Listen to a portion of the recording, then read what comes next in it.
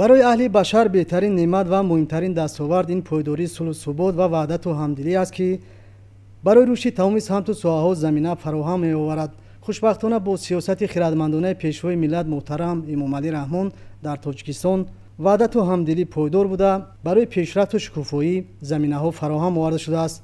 салом бинандагони азиз, нашри навбатии барномаи маҳфили адибони ҷавон пешниҳоди шумо мегардад. барномаи имрӯзаи мо ба иди ваҳдат бахшида мешавад. ба ҳамин хотир меҳмони барномаи мо ҳастанд устоди азиз Малик Неъмат Неъматов ва чанд нафар ҳофизони ҷавон.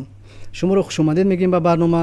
хуб устоди азиз, тавре ки зикраш рафт, бо сиёсати хиратмандонаи пешвои миллат муҳтарам Эмомалӣ Раҳмон миллати тоҷик ба ин рӯзҳои нек расид ва дар рӯзҳои аввали соҳиби истиқлолӣ мегуфтед ки Тоҷикистон кадом роҳҳои душворро пушти сар намуд? оре ҳамчунон аст ки шумо баён кардед. воқеан дар ҷомеаи инсонӣ ба ҳамоҳии андешаву афкори ҳар як фард мувофиқ омаданаш бисёр мушкил буд. он чизе ки пешвои миллати мо пеш аз ҳама дарк намуданд ва пешниҳоди ҷомеа карданд маҳз ҳамин ваҳдат, яъне ки ягонагии ҷомеа буд. аз ҳамин сабаб ҳам дар қитъае баён шуда ки андар ягонагист ҳама буду боши мо, равнақ ба асли ҳастиву тақвими корҳо, озодию саодату ҳам сулҳу ҳам сафо бо азми пешво. ҳамаи ҳамин хизмати пешво буд ки дар муттаҳидӣ бо мардуми соҳибтамаддун ва таърихсози тоҷик ҳамин як чизи пайдоиши бузургро шабеҳи ваҳдат ба миён оварданд, ки ҳатто имрӯз ба ҳам омадани наслҳои гуногун дар зери партави маҳфили адабии ҷавон ва кӯҳансолон маҳз дар зери партави ҳамин ваҳдат ва ягонагӣ буд. ташаккури зиёд.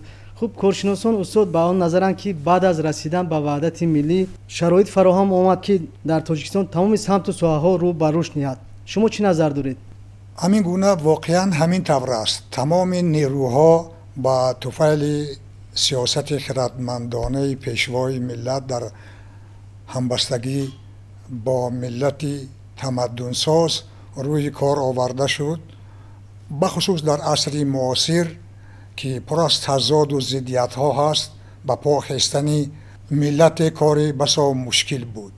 лекин вақте ки ваҳдату ягонагӣ андешаву оро ба ҳам мувофиқат кард, оғоз карда аз парокандагии миллат, чуноне ки бузургони мо ҳам дар бораи ваҳдат гуфта буданд, мисли оне ки паркандагӣ аз нифоқ хезад, пирӯзӣ аз иттифоқ хезад. чун мо иттифоқ шудем, муттаҳид шудем, ягона шудем аз ҷиҳати орову афкор ва як миллати воқеан ҳам иқтидорманд гардидем ки ҳамаи садҳои бударо мо пушти сар карда тавонистем. аз ҷумла аз парокандагии миллат дар ибтидои ҷанги шаҳрвандӣ то аз нав барқарор кардани сохтори иқтисодиву сиёсӣ ва ҳамин кори андаке набуд ва пеш аз ҳамин ҳам роҳбарии хиратмандона дар кор буд то як қавми парешонро ба муттаҳидиву ваҳдат оварда расонад ки ҳамин тавр аст. ташаккури зиёд. тавре ки ҳама маълум медонем имсол 28-мин солгарди рӯзи ваҳдати миллӣ таҷдид карда мешавад. устод мегуфтед ки чӣ бояд кард то ҳамин ваҳдату ҳамдилӣ садсолаҳои дигар боқӣ бимонад? ҳамин гуна дар партави сиёсати хиратмандона аз наслҳои кӯҳан то ба наслҳои имрӯз дар бораи сухан ва баён ва дастгирии пешдастовардҳои ҷомеа ҳамеша буд. мисли оне ки сухан гавҳар буд, гӯянда ғаввос, ба сахтӣ дар кафоят гавҳари хос. ҳамчунон шоирони асри муосири мо муъмин қаноат фармуда ки суханро вазну тамкини замин бояд, суханро қудрати ҷонофарин бояд.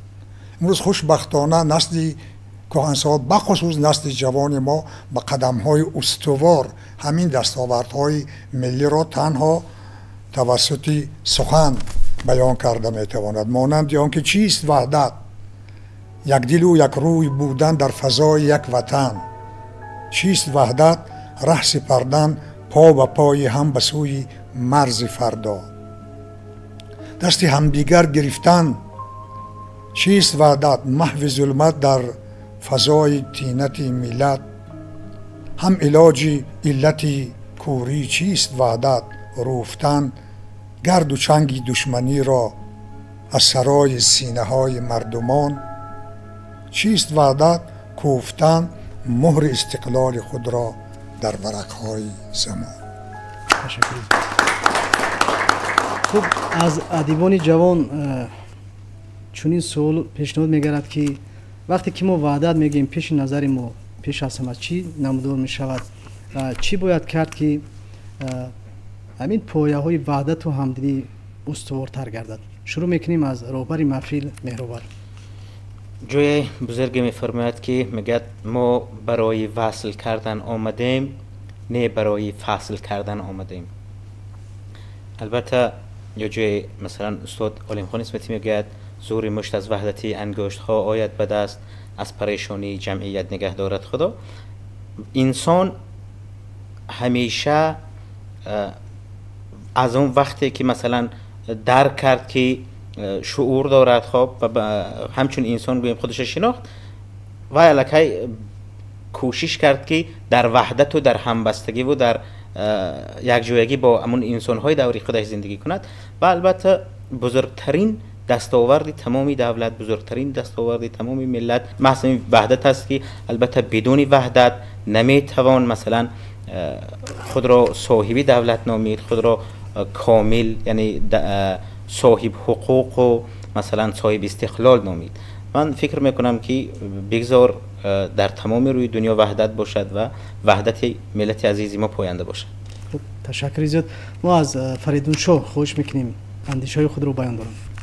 اساسگزار صلح و وحدت ملی، پیشوای ملت، پرزیدنت جمهوری تاجیکستان محترم امام رحمان به این نظرند که اگر در مملکت صلح و آرامی، ثبات سیاسی، سرجمعی ملت و وحدت ملی حکم فرما باشد، تمام نقشه و هدفها و نیتهای نیک اجرا گشته همه مشکلات اجتماعی اقتصادی به تدریج برطرف کرده می شود. و همین است که ما شاهد این حال هستیم. ما میبینیم که همه روزه در کشور ما چگونه کارهای بنیادکاری و سازندگی با مردم جریان گرفته ایستادند. ببینید که ما در پیشروی جشن 35 سالگی استقلال دولتی قرار داریم و در طول 3 سال گذشته ما بیش از 1500 انشاءات ساحه معارف، 660 انشاءات ساحه تندرستی، 480 انشاءات ساحه ورزش و 175 انشاءات ساحه فرهنگ به استفاده دادیم. اینکه در این مدت 2040 کارگاه کارخانه 3 ساله با حجم 74000 جای کاری یعنی که به استفاده داده شد و همین در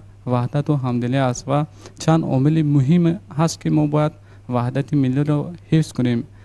فکر میکنم عامل اول این است که همین نگاهداری دولت ملی.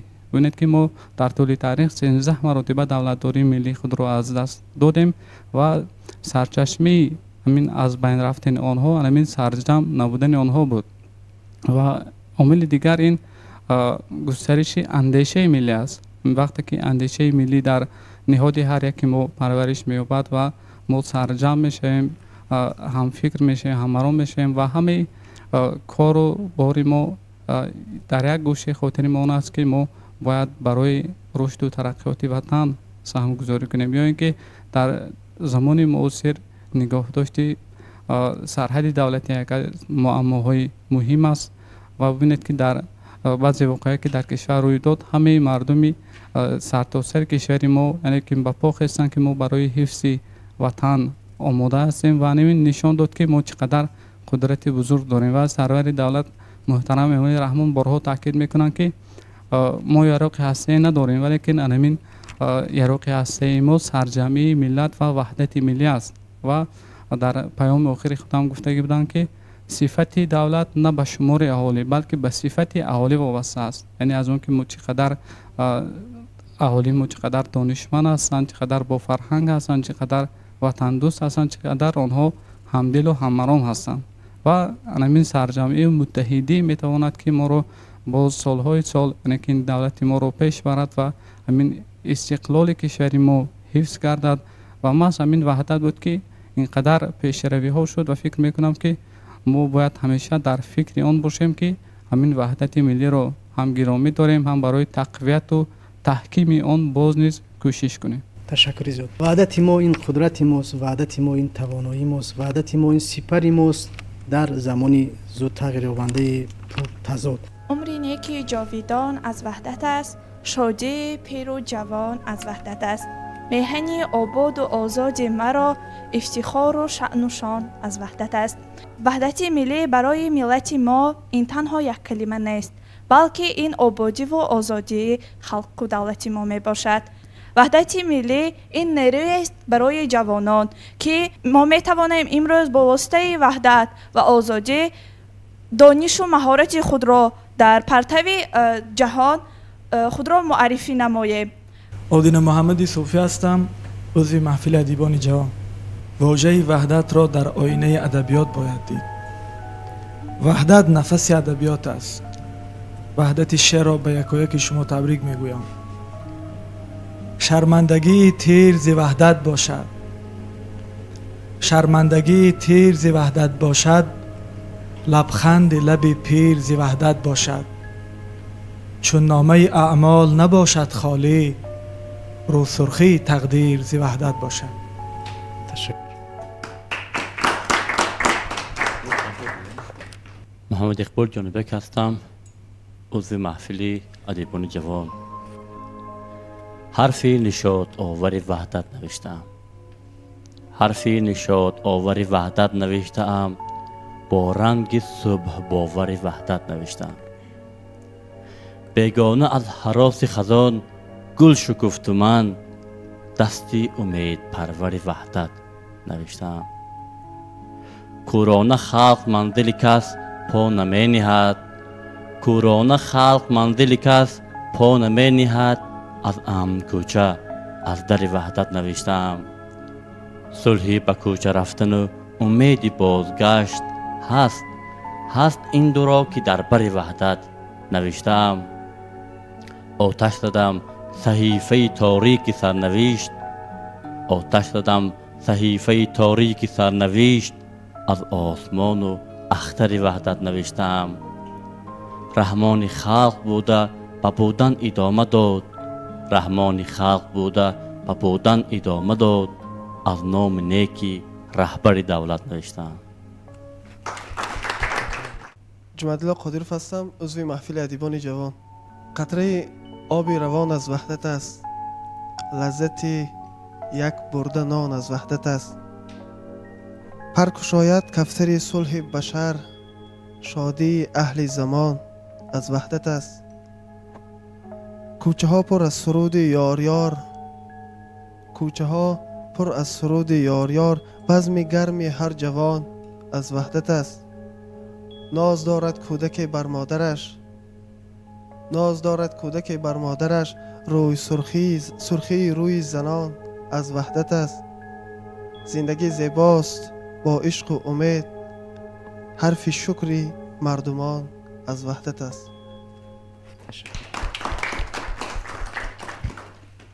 موسی عزیزی می باشم، عضو محفل ادیبان جوان. قلبم بود کبوتر هم آشیان وحدت، قلبم بود کبوتر در آشیان وحدت، هر لحظه می زند پر در آسمان وحدت. ما تاجیکان عالم هر دم به قلب بیغم، شکر و سپاس گوییم بر قهرمان وحدت. هرگاه که می نشینم در نزد پیر دهه، هرگاه که می نشینم در نزد پیر دهه، با افتخار گوید از پشتبان وحدت. بهر زنی چکم پوش مردان ننگ و ناموس، این لحظه می نویسم من داستان وحدت. از بعد شام تیره بعد شب جگرسوز، روز آمد و برآمد تیر و کمان وحدت.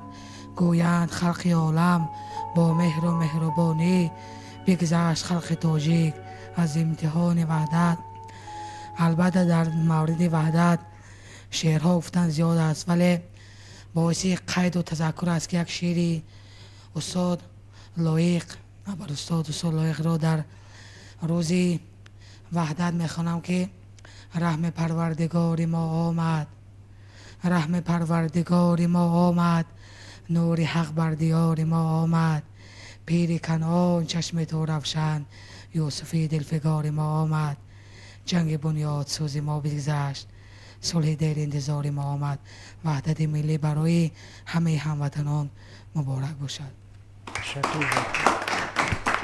خب بینندگان عزیز، در محفل ما حضور دارند دستپرور کالج صنعتی به نام صدیرخان حافظ زاکرجان خالبایف. حالا از مادر عزیز ما خواهش میکنیم یک ترانه برای ما و شما پیشنهاد میکنم. برامد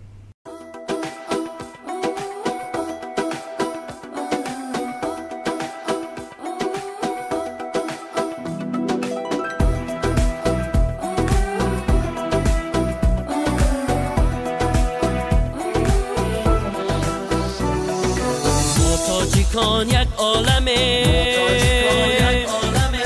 او پریشان با همه، تاجیکان یک عالمه،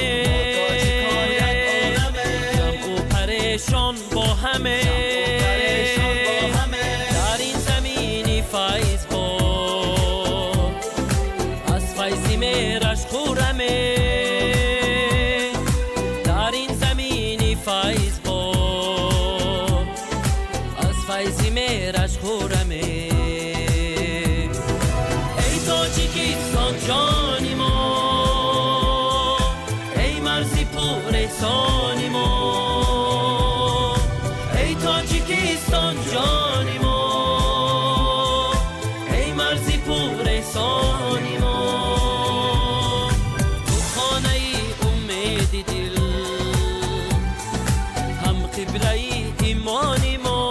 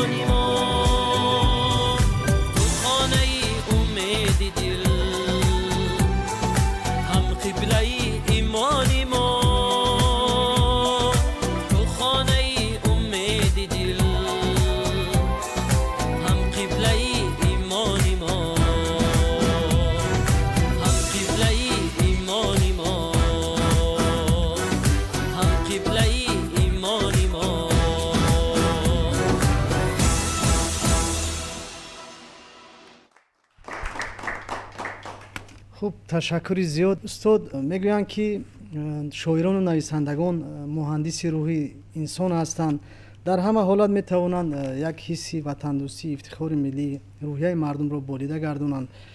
نقش ادیبان در استواری و همدلی مردم تا چه اندازه مهم است؟ عامل‌های هستند که برای به میان آمدن وحدت نقش مؤثر میبازند، مثل صنعت، مثل ورزش. مثلا صنعتکاران جوان ما و نمایش هنر خود، البته استثناء نیستند این دوستان جوان ما که اینجا حال خواندند و با میخوانند، فرخ حسنوف، جانبک مرادوف میبرایند در صحنه های دنیا میخوانند و بخصوص من تاجیکم گفته میخوانند، خود نشان همبستگی است. و عامل دیگر مثل ورزش را نمیتوان استثناء کرد. ورزش هم نقش مؤثری دارد. این شب و پگاه ما در ترک تلویزیون بازی جودوچیان تاجیک را تماشا کردیم و بالیدیم از هنر آنها. این هم وحدت است. فوتبال بازان جوان ما را هم میتوان آفرین گفت. این هم نشان وحدت است. لیکن اگر درباره شعر و شاعری رود، واقعا گفتند که و هر تیره که از دلی از مسیر جامعه میگذارد، اول از دل شاعر میگذارد. یعنی که شاعر پیش از همه این درد و علم ها را، این برد و باخت ها را احساس میکند و محض همین شاعران از نسل جوان تا کهنسال دوام همدیگر، پیوند همدیگر هستند که طول هزار ساله ها یگانگی وحدت ملت را نگهداری کرده می آیند و باز در زمان استقلال این مستحکمتر و گیراتر شده. مانند آن که میگوییم سر جمع ماست وحدت، سبب رفاست وحدت، زی بهار عمر انسان گلی واژه هاست وحدت. میکشای چشم و بینگر که به هر کجاست وحدت، و شکست روزگاران حبی کیمیاست وحدت. سوری امید فردا ثمری بقاست وحدت، یکی دل و زبان ها صفت خداست وحدت. خب استاد کمال نصرالله جایی گفته بودند که سخن سلاح توانای سخنور است. برای سازنده بودن سخن ما، برای نشانرس بودن سخن ما چی باید کرد؟ به ادیبان جوان چی نصیحت میدهید؟ تشکر. در بالا بعض اشاره ها کردیم دایر به قدرت سخن. بهترین عطای خداوند این همان سخن گفتن انسان است، وگرنه از دیگر آفریده ها فرق نمیکند انسان و جز از سخن. و همین سخن را با بخصوص به جوانان، به نسل‌های حساس و هوشیار و بیدار عطا کرده که بردی آنهاست و همین را باید که همیشه در قلب‌های خود نگه دارند. با جوانان گرامی ما، با دوستان شاعران جوان ما بسیارها برخوردها داریم و ما همون عنعنه‌های نسل را به اینها القا میکنیم و از هنر اینها امروز میبالیم و باوری داریم که فردا تاجیکستان ما خالی نخواهد ماند، چون این جوانهای قدرتمند و توانا را داریم. خواهش داریم که هیچ وقت در پی آن نباشند که اگر ایجاد میکنند یک چیز ضعیف و نااستوار ایجاد کنند، مانند گذشته های ما چنان ایجاد کنند که ادبیات ابدیت بودنش را اثبات کنند، وگرنه شعر اجباری و شعر سریپایی سریجایی مثل آنی است که عمر نمیبیند و برابری اما نابود شدن گویندهش نابود می شود. اما بزرگان ما از رودکی تا به امروز آنقدر داد سخن را دادن که تا آخرین اگر گیریم استاد لایق شیرالی بود گفته است که شاعری غایت قدرت بوده است، ادبیات ابدیت بوده است. ما باور داریم که جوانان ما هیچ وقت سخن خام نمیگویند، سخن آنها گیرا و قدرتمند خواهد بود مثل نسل‌های گذشته باریم و در هر بابی که هم باشد، مثل آنه که مضمون پایداری ملت یگانگی است، تدبیر رستن از همه علت یگانگی است، داروی رفع جمله علت یگانگی است، وحدت یگانگی است. وحدت مبارک باد. تشکر. خوب مهرور، در برنامه قبلی در نزد اعضایان محفل چی وظیفه گذاشته شده بود؟ در محفل گذشته ما وظیفه گذاری کرده بودیم با استفاده از واژه وحدت چیزی بنویسید و البته در اینجا چند نفر از اعضای محفل شعرهای تازهشان را خواندند و حالا از امی بانو خواهش میکنیم تا شعر خودشون برای ما بخونند و من هم یک غزل میخونم. عبدالقادرزاده امیه هستم، عضو محفل ادیبان جوان. مرد عاقل، مرد میدان، پیشوا، شاه عادل، شاه دوران، پیشوا، حامی صلح و ثبات کشور است. شکر میگوییم ما را سرور است. سرور ما، سرور وحدت شعار، پیشوای تاجیکان نامدار. او ابرمرد و عزیز ملت است، میکنیم با سرور خود افتخار. تشکر زیاد. شکر وحدت که لب خلق تبسم را دید، مادر آمدنی بچه رهگم را دید. صلح بر سوی همه دست سخاوت بگشاد، سفره خالی امان نعمت گندم را دید. دشمنی کرد کسی نسبت مردم در خود، عاقبت قسمت جان دادنی کژدم را دید. رفت سرما و به انگیزه امید نوی، چون تنور دل ما آتش هیزم را دید. هیچ بیگانه نکرده است به ما غمخواری، خلق از رهبر خود حس ترحم را دید. به سبب نیست وطن نسخه جنت گشته است، ذوق برداشت خدا وحدت مردم را دید. تشکر زیاد. پیش از اینکه یک ترانه دیگر پیشنهادی ما شما و بینندگان عزیز گردد، من اینجا میخواستم مهمان دیگری برنامه ما با صحبت ما بی پیوندن. اینجا انوشیروان که خروج از کشور تحصیل دارند و امروز در روندی تجربه آموزی در وطن خود قرار دارند. خوب انوشیروان، اندیشه شما وابسته به وحدت و همدلی عموما رشد و شکوفایی تاجیکستان؟ تشکر زیاد. نورزاده انوشیروان هستم، دانشجوی سال دومی دانشگاه سالفورد بریتانیا کبیر و همچنین عضوی محفل ادیبان جوان. و درست قید کردید، چون نه تنها استادان بلکه تمام علاقه جوانان نیز درک میکنند تا چه اندازه وحدت برای کشور ما، برای ملت ما، برای خلق ما مهم بود. از نقل های پدرانمان، از نقل بابایانمان میفهمیم که انا در همان دورانی که وحدت نبود، یک دلی نبود، چه اندازه دشواری ها بود. و امروز چون ما تاجیکستان رو میبینیم تا چه اندازه تاجیکستان ما آباد گشته است، تاجیکستان ما زیبا گشته است، همه این البته میوه وحدت است.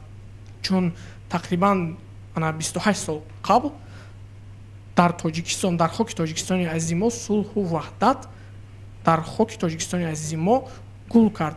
و ما باید درک کنیم که این نه تنها یک غلبه سیاسی بود، بلکه این رشدی، یک پایه رشدی علم و معرفت و فرهنگی خلق تاجیک بود که من امروز میبینیم تا چه اندازه در دوران صاحب استقلالی، در دوران صلح و وحدت چقدر ادیبان جوان علاقه، چقدر دانشجویان تاجیک که در همین سراسر دولت‌های پیشرفته دنیا، من باعث افتخارم است که من نیز یکی از چنین دانشجویان میباشم و امروز زیاده از 40,000 دانشجوی تاجیک در دانشگاه‌های پیشرفته ترین دنیا تحصیل میکنند که این هم یک میوه وحدت است. و ما امید داریم که همین چیز، همین رقم ها در آینده زیادتر گردد و همین شماره ها نه تنها 40,000، 100,000 و 200,000 شوند و همه این دانشجویان برای پیشرفت تاجیکستان که حداقل یک قدمی گذارند، میبینیم 200,000 قدم شده است، 300,000 قدم شده است و میبینیم تاجیکستان ما نیز در برابر دولت هایی که نه تنها 30 سال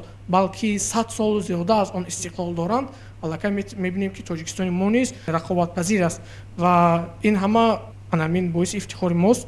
و از این فرصت مناسب استفاده بردم، من میخواستم تمام مردم تاجیکستان را با روز وحدت ملی تبریک و مبارکباد گویم و همین وحدت ملی در دل هر یکی ما باشد، چه از خوجند و چه از دوشنبه و چه از پامیر و چه از ختلان، همه یک جا باشیم و برای آبادی وطن یک جای کوشش نماییم. تشکر زیاد. سلامت باشید. در پهلوی من هستند مهمان دیگری ما، سراینده جوان شهیر صادقов. حالا از برادر عزیز ما خوش میکنیم. یک ترانه پیشنهادی ما به شما قرار مرحمت. وحدت نشانه از سری بالای ما و توست، فهرستی واژه های تسلای ما و توست. وحدت نشانه از سری بالای ما و توست، فهرستی واژه های تسلای ما و توست. از جنگ و بیم و تهلکه بیزار گشته‌ایم، از جنگ و بیم و تهلکه بیزار گشته‌ایم. خورشید و بخت و خنده زیبای ما و توست، خورشید و خنده و زیبای ما و توست. آرام بر وطن چو رسیدیم کشتین، آرام بر وطن چو رسیدیم کشتین. دستی دعای مادر رحمانی ما و توست، دستی دعای مادر رحمانی ما و توست. وحدت نشانه از سری بالای ما و توست، فهرستی واژه های تسلای ما و توست، فهرستی واژه های تسلای ما و توست. سلامت باشید، روزتون خسته نگردد و در راه‌های منبعده برای شما برور و مظفریت میخواییم و استقلالیت و وحدت مثل دو بول ملت ما رو به سوی قله های مراد میرساند.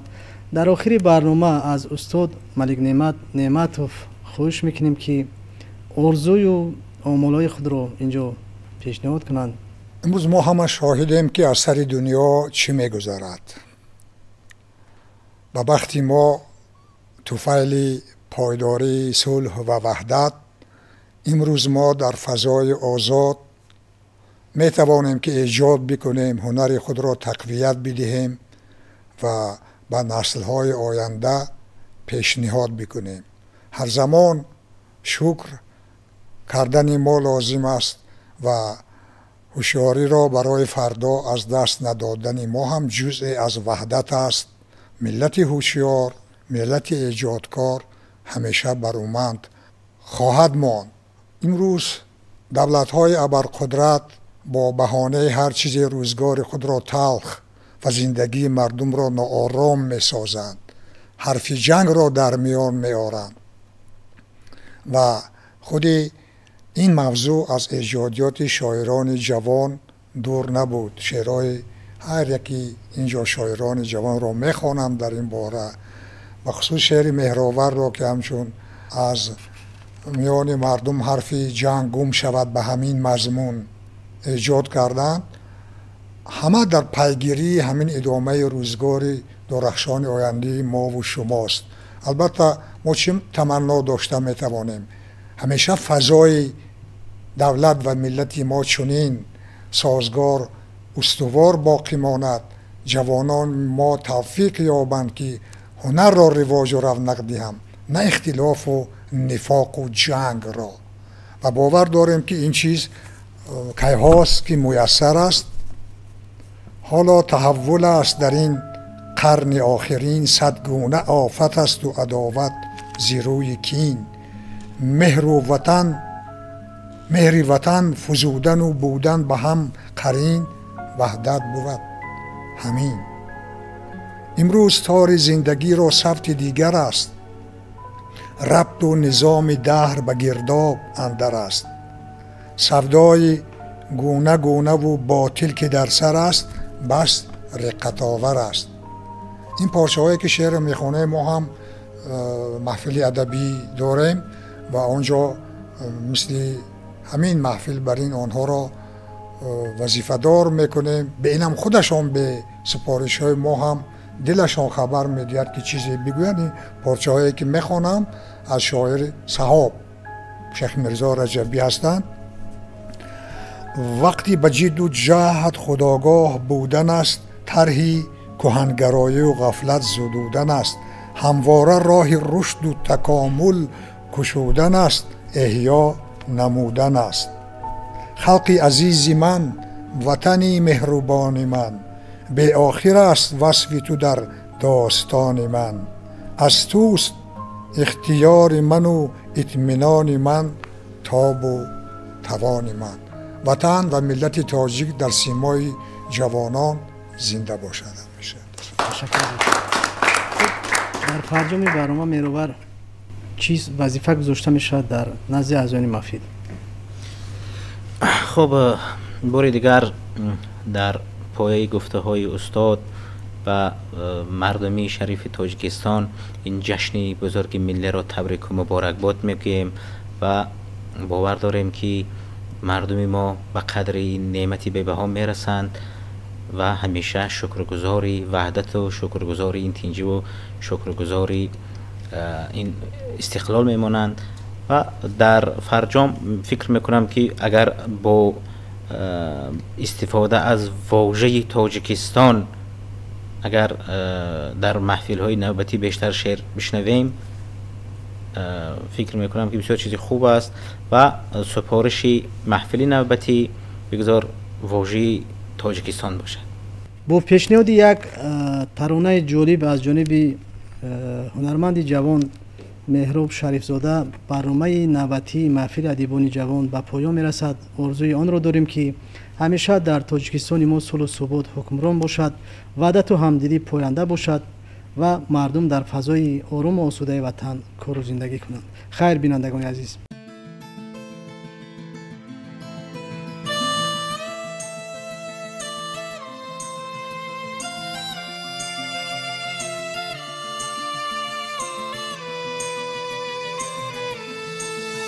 بخت خلق و ملت صاحب لیوان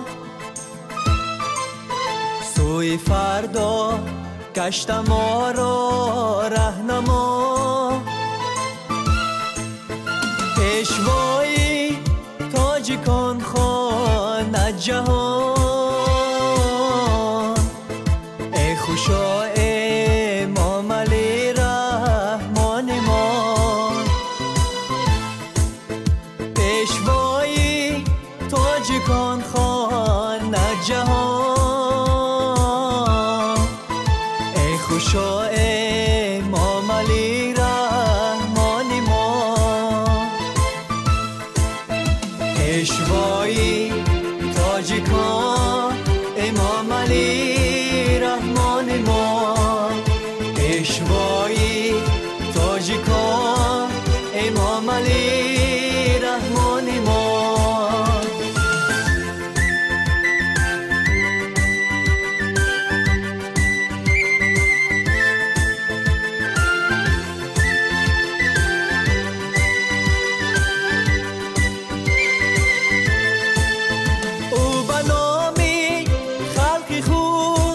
سوگند خورد می نماید عهد و پیمان را وفا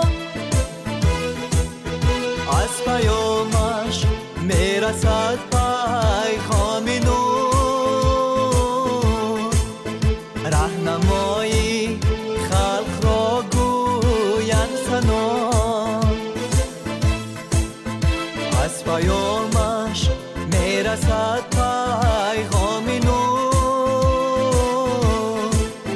رهنمایی خلق را گویند ثنا پیشوای تاجیکان امام علی رحمانی ما پیشوای تاجیکان امام علی رحمانی ما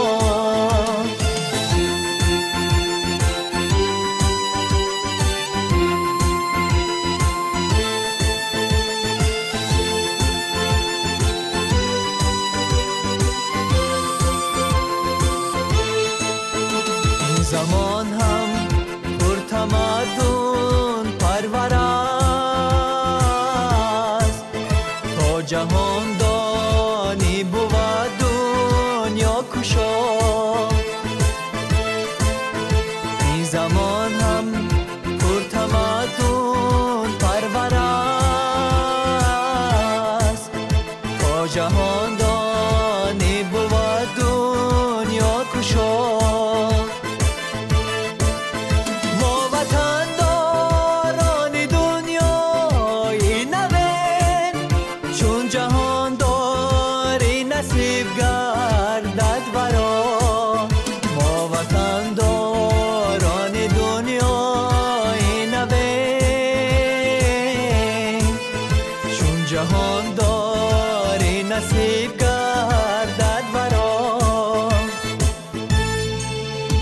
پیشوایی تاجیکان امام علی رحمان ما پیشوایی تاجیکان امام علی رحمان ما پیشوایی تاجیکان امام علی رحمان ما پیشوایی تاجیکان امام علی رحمان